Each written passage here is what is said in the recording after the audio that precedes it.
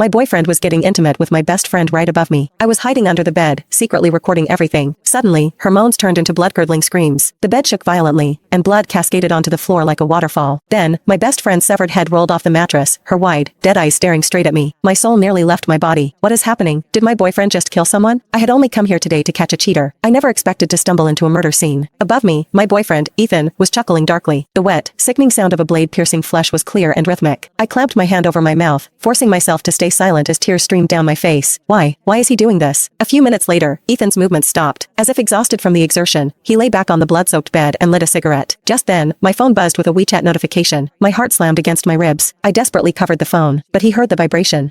He made a questioning sound. The mattress creaked. He was lifting the covers, looking for the source of the noise. I almost sobbed out loud, fumbling frantically to switch my phone to silent mode. The second I hit the mute switch, Ethan called me. Buzz, buzz. The silent call screen lit up the darkness under the bed. He let it ring for a full minute. When I didn't answer, he hung up and sent a voice message. Babe, are you asleep? I have to work late tonight, so I won't be coming home. After sending it, I saw his feet slide into slippers and hit the floor. The floor was covered in Sarah's blood. Ethan walked through it, leaving a trail of bloody footprints. He seemed to be searching for something in the room. Suddenly, he coughed violently twice. I jolted, so tense I forgot to breathe. Sarah's bloody head was right in front of me, staring. Her severed neck was still oozing, her face frozen in a mask of shock and terror. Ethan walked around the room naked but didn't seem to find anything. He went to the kitchen, grabbed a cleaver, and returned to the bed. His large feet were inches from my face. Then, he began to dismantle the body, chop after chop, as casual as a butcher cutting meat. Accidentally, he kicked Sarah's head. The gory object rolled deeper under the bed, coming to rest cheek to cheek with me. I slammed my hands over my mouth, shaking uncontrollably. The metallic stench of blood was overpowering. I wanted to vomit. I don't know where I got the courage, but I reached out and pushed her head outward slightly. Just as Ethan stepped forward, he kicked the head like a soccer ball, sending it flying across the room. Ethan paused, stopping his work. Blood dripped steadily from the cleaver in his hand. I prayed silently in my heart. Don't look under the bed. Please, don't look under the bed. After a few seconds of hesitation, he walked over to retrieve the head. I let out a silent breath. I was safe for the moment. My brain raced, trying to find a way out. Sarah lived on the 10th floor. Jumping out the window was impossible. My only chance was to wait until Ethan finished disposing of the body and left. But could I last that long? Blood was spreading toward me. I wormed my body further back, trying to avoid the crimson pool inching toward my lips. Ethan chopped for a while longer. Suddenly, one of Sarah's hands fell to the floor. My heart nearly stopped. If he bent down to pick it up, he would definitely see me. Ethan paused, then slowly bent at the waist to grab the hand. I squeezed my eyes shut, choking back a scream, praying to any god that would listen. The next second, a knock pounded on the door. Ethan froze, holding that bent-over posture, motionless. Bang, bang, bang. The knocking continued, followed by a loud shout. I'm back. Open the door. I recognized the voice. It was Mike, Sarah's boyfriend. Ethan hesitated for a moment, coughed twice, then straightened up and walked toward the door. He put on some clean clothes, hid the cleaver behind his back, and stood by the entrance. My stomach twisted into knots. If Mike broke in and fought Ethan, maybe I could escape in the chaos. Thinking this, I scooted closer to the edge of the bed, ready to Click the link in my bio to get the full story for free.